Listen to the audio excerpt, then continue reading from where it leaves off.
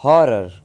जब मैं ये वर्ड बोलता हूँ हॉरर, तब आपके मन में क्या आता है? भूत, प्रेत, हॉन्टेड हाउसेस या किसी साइंस फिक्शन जैसी मूवी का सीन आपके सामने आ जाता है।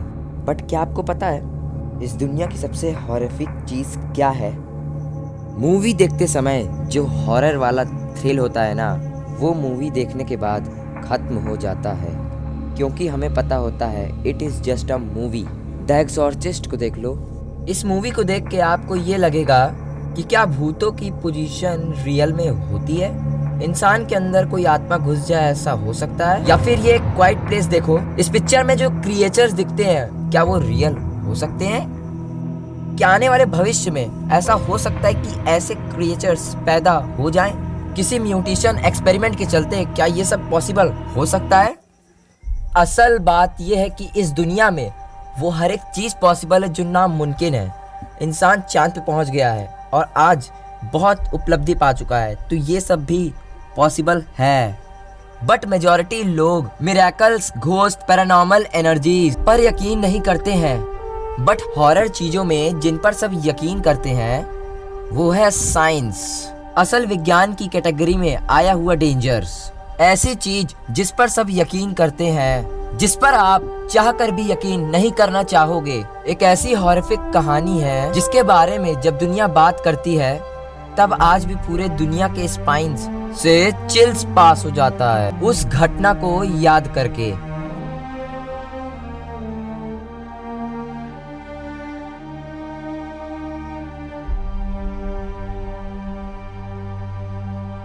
The Chernobyl incident. इस दुनिया का हर एक जीव, हर एक एलिमेंट, हर एक प्लैनेट एटम से बना है, परमाणु से। हर एक एटम में एक एनर्जी होता है। एक एटम बहुत ही ज़्यादा छोटा होता है। आपका ये जो पूरा फिस्ट है, आपका ये हाथ, इसमें करीब इतने एटम्स हैं और इतने सारे एटम्स मिलाकर आपका ये हाथ बना है। और हर एक एटम में इनक्रेडिबल अमाउंट ऑफ एनर्जी होता है और इसी एनर्जी को आइडेंटिफाई करके इंसान ने एटॉमिक एनर्जी को डिस्कवर किया और उसे यूज करना शुरू कर दिया, कुछ बुरे कामों के लिए और कुछ यूजफुल कामों के लिए। और यूजफुल कैटेगरी में आता है न्यूक्लियस पावर प्लांट। इसे एटॉमिक पावर प्लांट भी कहा जाता है। एक एटॉमिक पावर प्लांट में बहुत सारे रिएक्टर्स होते हैं और उन रिएक्टर्स के अंदर एटम की एनर्जी यानी एटॉमिक एनर्जी में हीट पैदा किया जाता है उसके अंदर, और उसी हीट के चलते एक बड़ा टरबाइन घूमता है और उसी से बिजली प्रोड्यूस होता है। इंडिया में करीब 22 ऑपरेटिंग एटॉमिक पावर रिएक्टर्स मौजूद हैं और पूरे दुनिया में 440 से भी ज़्यादा न्यूक्लियर रिएक्टर्स हैं और सबसे ज़्यादा यूनाइटेड स्टेट में मौजूद है 95, followed by fams 56 nuclear reactors. ये जो आप साइन देख रहे हो, ये दुनिया का सबसे खतरनाक साइन में से एक है। इस साइन को कहते हैं रेडियो एक्टिव साइन। जहाँ भी न्यूक्लियर एनर्जी से रिलेटेड चीज होती है वहाँ पर एक ऐसा डेंजर मौजूद होता है जो कि इनविजिबल होता है, रेडिएशन।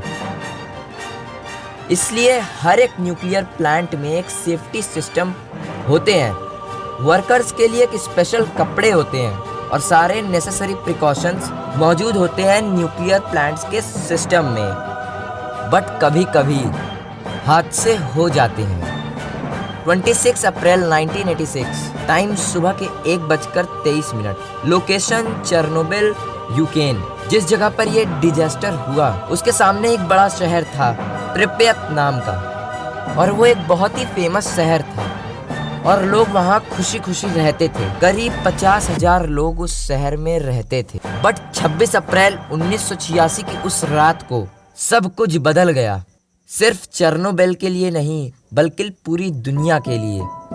प्रिपेत शहर में रहने वाले लोगों को अचानक से एक लाइट दिखी, एक बहुत ही ज्यादा चमकती हुई लाइट जो कि आसमान की ओर जा रही थी।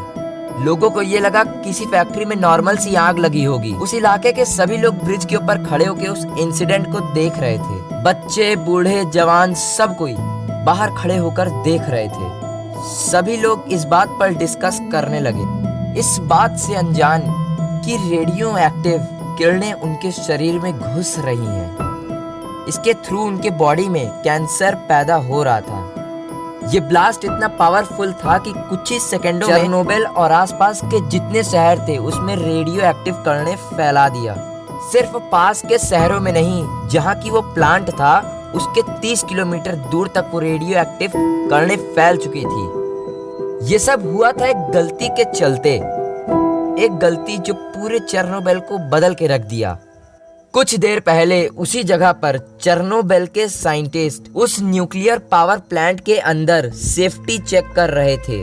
इस घटना को आप गलती भी कह सकते हो और लापरवाही भी, क्योंकि एनाटोली डेटलॉफ जो कि उस रात उस न्यूक्लियर असाइनमेंट को सुपरवाइज कर रहे थे, उन्होंने कुछ इंपॉर्टेंट प्रोटोकॉल्स को फॉलो नहीं किए थे। न्यूक्लियर पावर प्लांट में कुछ भी करने के लिए एक हार्डकोर सेट ऑफ रूल्स होते हैं। उन्हीं रूल्स को उन्होंने नजरअंदाज कर दिया था। उसी गलती के चलते उस न्यूक्लियर का पावर बढ़ने लगा। अचानक से हैवी पावर सर्ज होने लगा।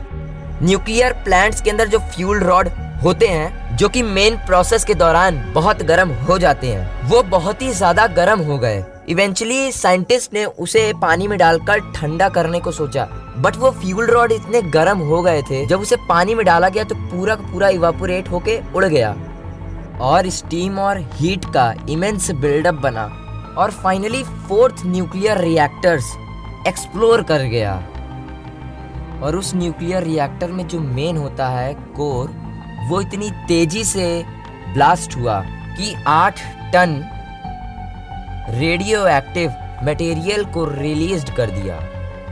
उस रेडियो एक्टिव क्लाउड की जो टॉक्सिसिटी थी, जो जहरीलापन था, वो जापान के हिरोशिमा इंसिडेंट से 400 गुना ज्यादा था। चेरनोबिल का वो रेडियो एक्टिव सेल 30 किलोमीटर से भी ज्यादा दूर फैलने लगा। जैसे जैसे वक्त बढ़ा, वो इनफैक्ट दूसरे कॉन्टिनेंट में जा पहुंचा। UK, Poland, Belarus, Lithuania, Hungary, इन सभी कंट्री में कैंसर पैदा करने वाला रेडियो एक्टिव किरणें फैल गया।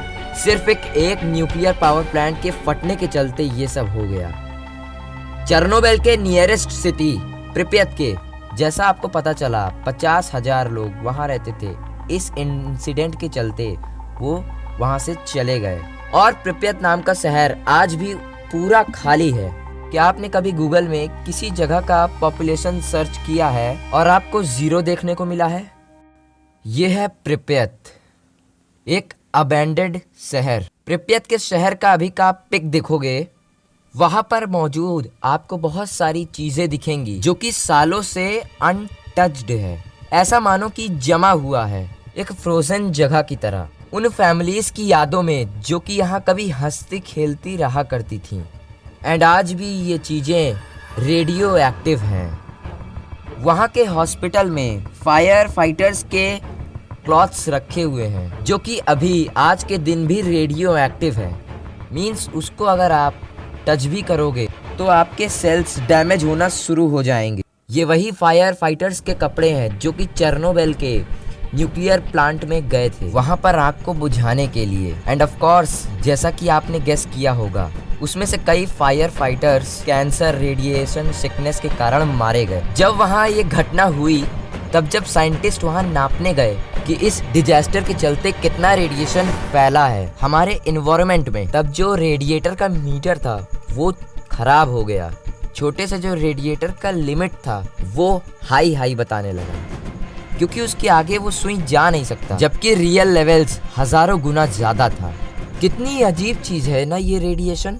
मतलब ना दिखती है ना महसूस होती है, बट अंदर ही अंदर चीजों को मारने लगती है। रेडिएशन शरीर के सेल के अंदर मौजूद डीएनए के अंदर केमिकल बाउंड्स को तोड़ देती है, जिसके चलते सेल्स को सरवाइव करने का इंस्ट्रक्शन नहीं मिल पाता है और बॉडी सेल्स रैंडमली इधर उधर ग्रो करने लगते हैं और इसी को कैंसर कहते हैं। डीएनए के अंदर पूरी की पूरी गाइड होती है जो कि आपके शरीर में मौजूद हर एक सेल को बताता है कि कैसे सरवाइव करना है, कौन सा न्यूट्रिएंट कहाँ भेजना है, कैसे प्रॉपरली ग्रो करना है, और इसी डीएनए को रेडिएशन डैमेज कर देता है।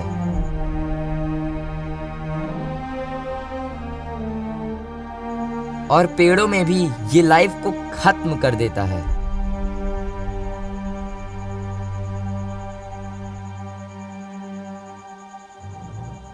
उस प्लांट के चलते चारों तरफ के पेड़ पौधे, जानवर, सभी प्रकार की चीजें खत्म हो गई हैं।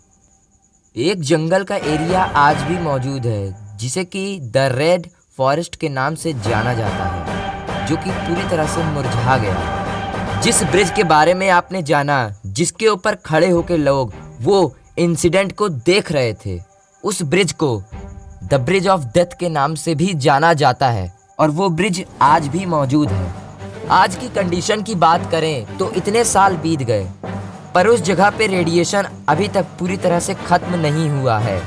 उस न्यूक्लियर प्लांट के बेसमेंट में एक एरिया है जहां बहुत सारा न्यूक्लियर वेस्ट है। इसमें सीमेंट, बहुत टाइप के वेस्ट है और ये इतना डेंजरस है कि अगर आप इस चंक के पास 1 घंटे भी खड़े हो गए तो आपकी इमीडिएटली मौत हो जाएगी बिना इसको टच करे। सिर्फ खड़े खड़े मौत। इस रेडिएशन के चलते इस मास्क के चंक को नाम दिया गया है द एलिफेंट फुट। और सबसे मेन बात, ये आज भी मौजूद है जो कि एक्टिवली रेडिएशन को छोड़ती है और वो कितने साल तक वहाँ रहेगा इसका कोई पता नहीं। साइंटिस्टों का मानना है कि 20,000 साल लग सकते हैं रेडिएशन को खत्म होने में। मतलब उस पावर प्लांट एरिया को आप दुनिया के सबसे खतरनाक पावर प्लांट में गिन सकते हो। अगर उस घटना के दौरान ये वेस्ट बेसमेंट के बदले ऊपर आ जाता या किसी तरह प्लांट से बाहर आ जाता, तब जो होता that is beyond you can anything imagine. अभी के टाइम पर चेर्नोबिल के पावर प्लांट के चारों तरफ एक सार्कोफेगस बना दिया गया है, एक ऐसा फियर्स जो डेंजर रेडिएशन को रोकेगा, उस एलिफेंट फुट से बाहर आने से रोकेगा। और अब साल 2020 के बाद की बात करें तो उस जगह पर अगल बगल अच्छे खासे पेड़ पौधे खिल रहे हैं, बट चेर्नोबिल के उस बेसमेंट में मौजूद वो दानव, वो एलिफेंट फुट आज भी मौजूद है, बट उस सार्कोफेगस के चलते उसका रेडिएशन अंदर ही पैक्ड है। तो ये थी दुनिया की सबसे वर्स्ट कहानी, जिसको अगले 20,000 साल तक इंसानों को भुगतना पड़ेगा। Thank you for watching.